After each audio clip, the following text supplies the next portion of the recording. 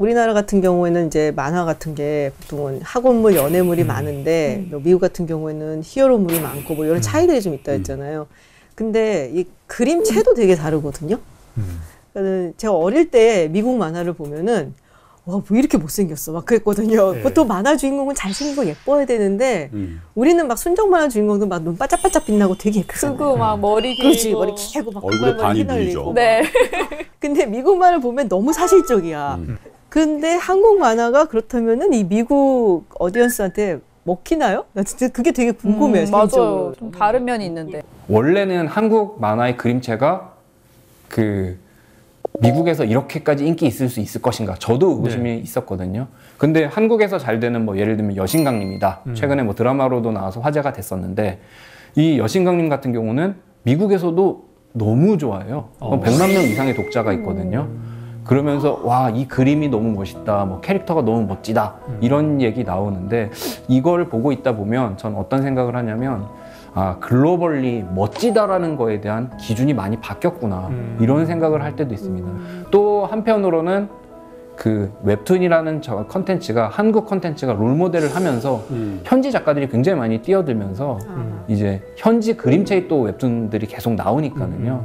그런 부분에서 이 두 개가 믹싱이 되며 그 글로벌 플랫폼까지 갈 수 있지 않았나 이렇게 생각을 합니다. 전 문화적인 차이를 느꼈던 거가 미국 만화를 옛날에 봤을 때 안 들어온 이유가 너무 빽빽한 거예요. 서양화와 동양화의 차이 같아요.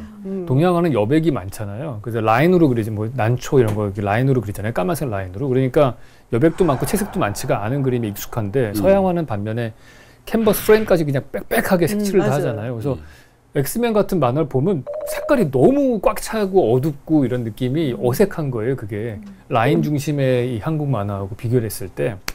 근데 웹툰의 스타일이 약간 그 둘을 이렇게 뭔가 겹쳤다라는 느낌은 좀 들긴 해요. 문화적인 차이가 있음에도 불구하고 전 세계를 사로잡은 거잖아요. 네. 아마 그거를 좀 접점을 찾는데 대표님만의 방법이 또 있을 것 같아요. 방금 말씀하셨던 그 뭐 빽빽하다라는 느낌이 사실 컨텐츠적인 차이인데 기존의 그 페이지 만화 시절에는 한국은 동적 연출의 만화고 그다음에 미국 같은 경우는 정적 연출의 만화이기 때문에 오히려 일러스트 노블이라는 말을 좀 더 많이 썼거든요. 뭐 구체적으로 설명을 드리면 한국에서는 뭐 전쟁 씬이에요. 그러면 뭐 적이 전방에 적이 보이고 수류탄을 가지고 던지고 그 다음 씬에서 쾅 하고 뭐 아 이렇게 해서 우리는 여기를 돌파했다 이런 형태로 작품이 구성이 되는데 미국에서는 수류탄 던지는 장면 하나 있고 저쪽에 적이 보인다.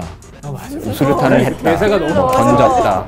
꽈강 소리가 났다. 이렇게 굉장히 정적인 연출을 쓰거든요. 그래서 페이지 만화 시절에는 사실 읽는 방식이 너무 차이가 나서 서로 간의 크로스보딩이 굉장히 힘들었어요. 근데 웹툰은 페이지형 방식이 아니라 스크롤 방식이 있다 보니 정적인 연출이면서도 또 동적인 연출이거든요. 그래서 그 두 부분을 일종의 뭐 영상 프레임처럼 굉장히 편리하게 그 사용자들에게 전달을 했기 때문에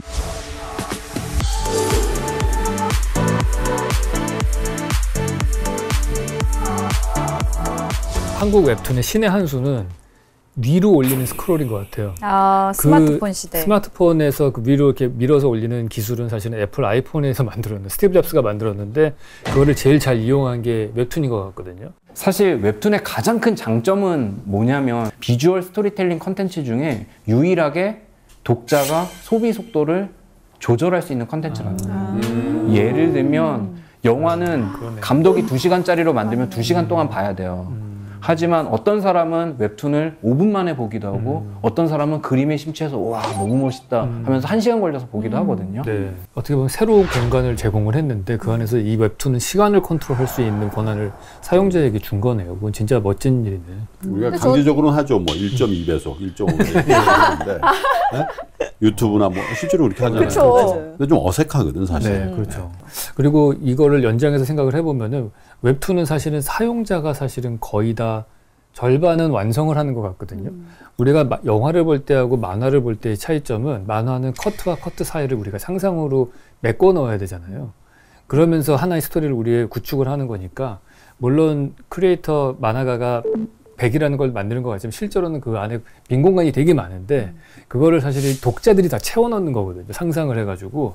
그러니까 훨씬 더 인터랙티브한 느낌이 나는 것 같아요. 네. 독자들이 항상 이제 기다리는 게 언제 다음 권이 나오나 그러는데 이게 결국에는 머릿속에서 나와야 되는 거잖아요. 네. 그래서 가장 중요한 거는 사실 스토리라인이거든요. 그래서 그 스토리라인에서 저는 사실 뭐 영미권의 장벽을 넘었다는 게 굉장히 좀 뭐랄까 감동적이에요. 어떻게 보면은 최근 들어서 그 제가 들어보니까 이제 웹소설 업체, 캐나다 최고의 웹소설 업체를 또 인수를 했다 그러거든요. 왜냐하면 거기 컨텐츠가 있으니까 그거 이제 웹툰화 시키려고 그러신 것 같은데. 저는 최근에 이런 패키징 콘텐츠라는 표현을 되게 많이 쓰거든요. 그래서 웹소설이 웹툰화가 되고 웹툰화가 뭐 영상화가 되고 이런 게임화가 되고 이런 부분이 하나의 라인으로 이렇게 쭉 이어지는 것 같고 사실 이어지기도 하는데요.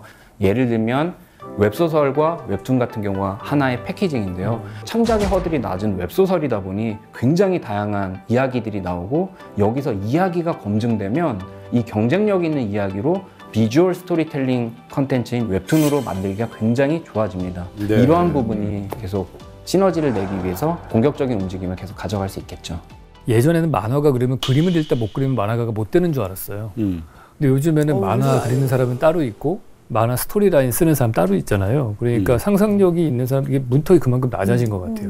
쉽게 말해서 애플은 스티브 잡스가 잘하는 거는 마케팅 잘하는 거고 위즈니악은 컴퓨터 테크놀로지를 갖고 있는 사람인데 둘이 만날 수 있는 착오가 있던 거잖아요.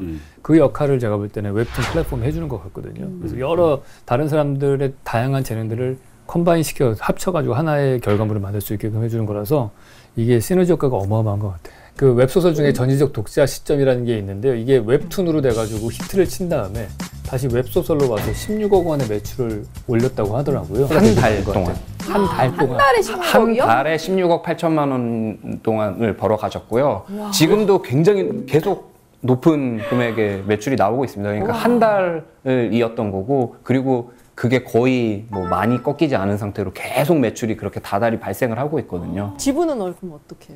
16억 8천만 원 중에 70%를 작가님이 가져가시는데요. 와. 전지적 독자 시점이라는 웹소설은 이미 완결이 돼 있어요. 연재가 끝났는데요. 웹툰은 지금 제 생각에 한 8년, 9년 정도 연재가 더 남았거든요. 그렇게 기간이 남았기 때문에 이 독자가 계속 흘러 들어가요.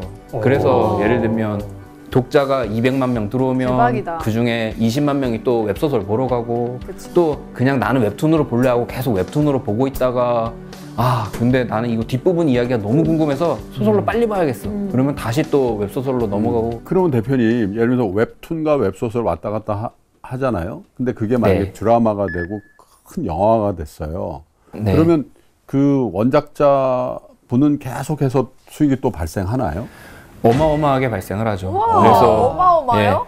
가끔 뭐 이런 얘기 하거든요. 작가님들이 뭐 이거 작품이 힘들고 뭐 야 이거 너무 힘든데 뭐 이런 말씀 하시다가 뭐 예를 들면 드라마가 된다거나 영상화가 되고 뭐 수익이 뭐 50배가 폭증을 한다든가 뭐 70배가 폭증하고 막 이렇게 되면 작가들이 형 나 금융치료를 받았더니 하나도 힘이 안 들어 금융치료.